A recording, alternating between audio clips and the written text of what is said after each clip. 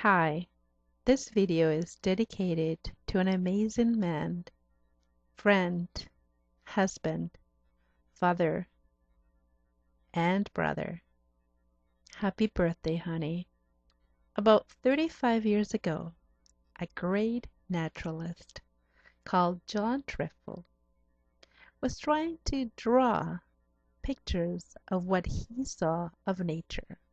And because he couldn't capture the true beauty, and it was so hard for people to believe what he saw, he started taking pictures. And there it was born the most amazing photographer who is celebrating his 50th birthday and closer of being retired. This video is a celebration of many years of experiences. Johnny, you're a mentor, an inspiration, an example, a teacher, someone we, your fans, look so much up to. Happy birthday, honey. Happy birthday. This is Countryside with Larry Keith. For some people, there's nothing better than to go out on a crisp fall day and hunt game. Others consider hunting cruel. For both sides, it can be an emotional issue. Preserving wildlife in its natural habitat appeal to most people. The experience could be more enjoyable using a camera instead of a gun. About 10 years ago, Jon Triffo of Regina traded in his hunting rifle for a camera. Since taking up wildlife photography, he feels he's closer to nature. Well, I prefer this. I'm proud of what I do. I'm really happy doing what I do, and I've done both. But when I shoot animals with this thing, I get a product that I can show to people. And I could turn people on with that. Jon says there are similarities between hunting with a gun and hunting with a camera. Both require patience and the ability to stalk. Sometimes, if you have just a few branches, natural foliage right in front of you, between you and the animal will sometimes not distinguish you from the natural habitat. So many times you can just, as long as you're stationary, do not move, do not appear to be threatening in any way, a deer, even moose, will walk right up to you. Some of the larger animals you have to be careful. You get too close. Years, Jon has taken thousands of photographs of birds and animals.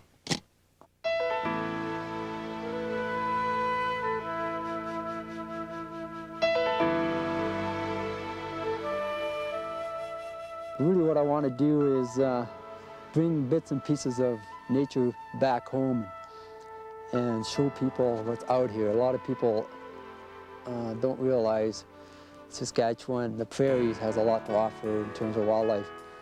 For me to photograph it and show it to people, because wildlife sells itself. I don't have to sell wildlife. The animals are so beautiful, people just fall in love with it. But a lot of people don't have the opportunity to experience the wildlife or to see the wildlife. In that respect, I'm very lucky. What about owls? And the answer is Jon Triffo joins us. He's a owl photographer or a nature photographer, and it's a program that's being offered over at the Saskatchewan Museum, the Royal Saskatchewan Museum. Soon, though, he's free. He disappears for a moment, then circles, shakes his feathers a little, scaring a few pigeons, then circles up.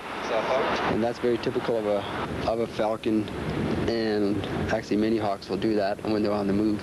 So I think he's in shape for migration anyway.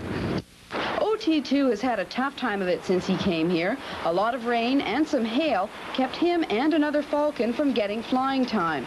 Overall, it was a bad season for the birds. One even died downtown. But according to OT2's helper, that doesn't mean the project should be stopped. The problems the peregrine falcons face in the city are probably not unlike or any more severe than what they face in the wild. How severe those problems are, OT2 will find out if this third chance at leaving is a success and he gets out. Here, even in the wintertime, we could find sometimes saw-whet owls here, which is a very small owl, When people find a saw-whet owl, they think it's a baby owl, but it's actually usually any owl that can fly is an adult, and it's full grown. It's not going to get any bigger. Okay.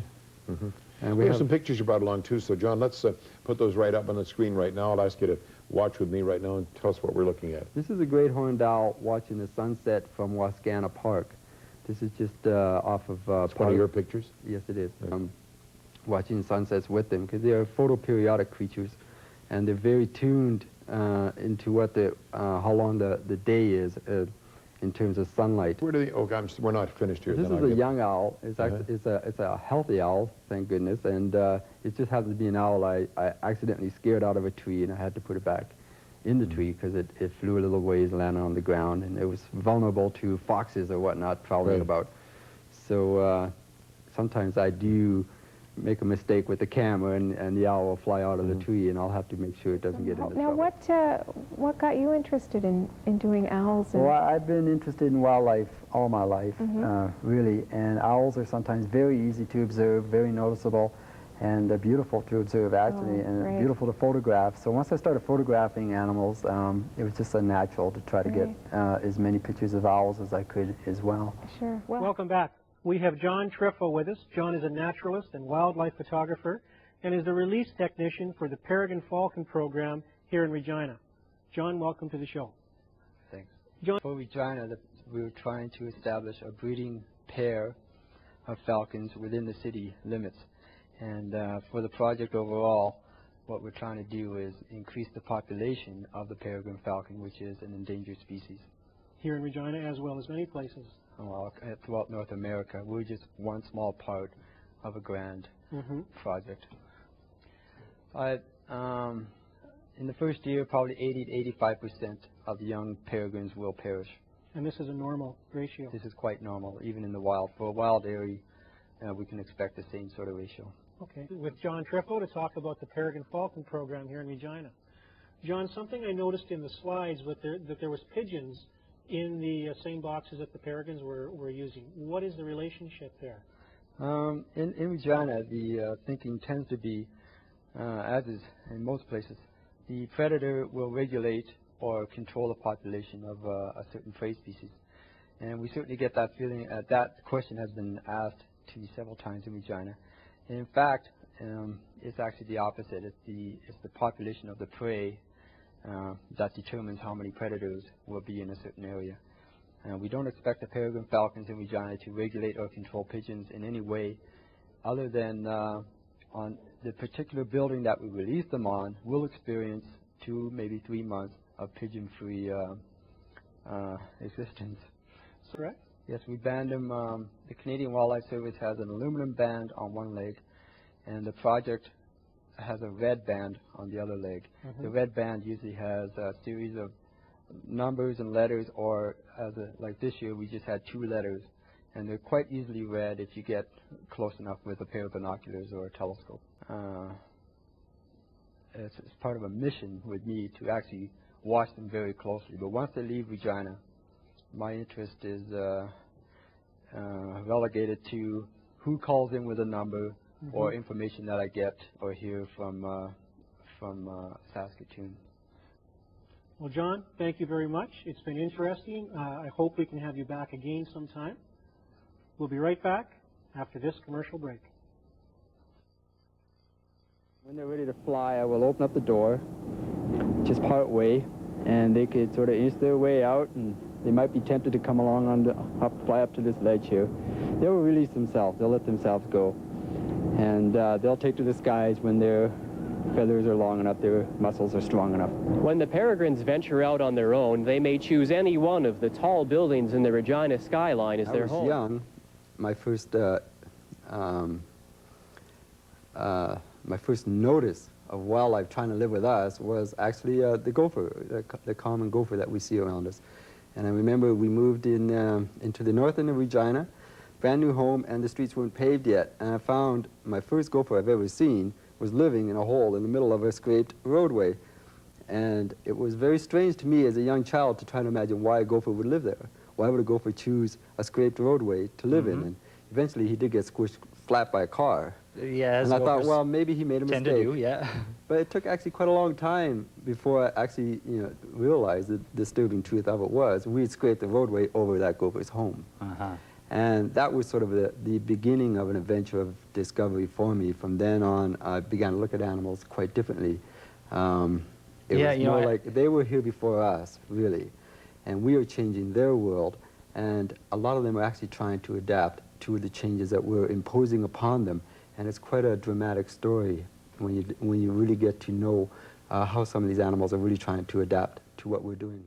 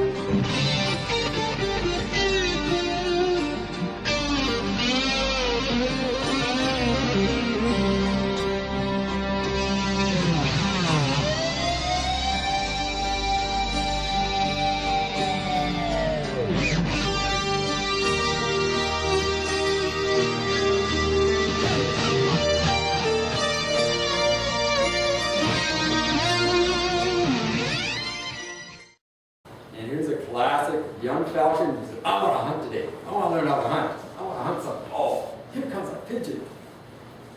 There goes the pigeon. Go get the pigeon. But guess what? It's always way too late. You know why? Pigeons are really fast flyers. And when these falcons try to chase them, try to fly as fast as they can, the pigeon just keeps getting farther and farther away. The falcon's like, whoa, that's a fast bird. These birds have to learn how to dive.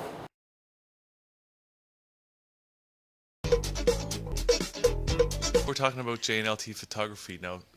But Kyla, John, described you as a naturalist, so I don't know how that kind of relates to the photography. This is true. I'm a naturalist pretty much all my life, and I used to go out in the field, way out in the field, with stuff called Kodachrome, and it was very difficult stuff to work with, and I used to take lots and lots of pictures.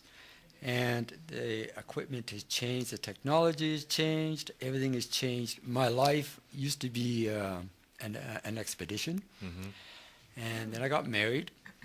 And that changed everything. Yeah, now my life is an odyssey. Jon Triffo, founder of Nature Nova, is a freelance photographer, nature guide, public speaker, guest lecturer, and a tall tale storyteller. Jon also serves as a consultant in digital photo art, creative sound design, audio-visual presentation, and studio theater dynamics. He also tutors in technical photography. Jon, welcome to the Nikki Clark Show. Thank you. It's wonderful to be here. Thank you for having me. So tell me, you've done quite a bit in the visual arts. When did you know that you had this talent?